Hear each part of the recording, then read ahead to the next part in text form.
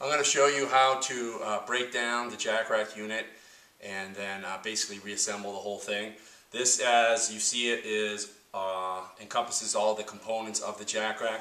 You have the hand grips, the large padded bar, the small padded foot bar. Here's how you take it apart. Hand grips come off. Padded bar comes off. The small padded foot bar has end clips. Pull them out, twist them, pop it right off.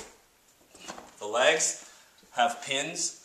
Pull one pin out, pull the leg up, put the pin in, it's locked.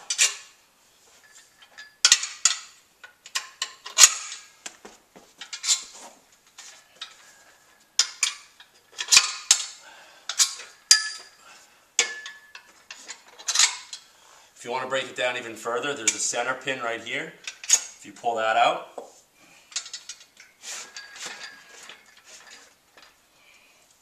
you slide it apart. Essentially, this is one half of the JACKRACK unit.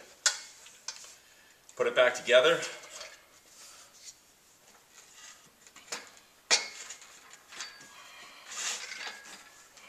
Drop the legs.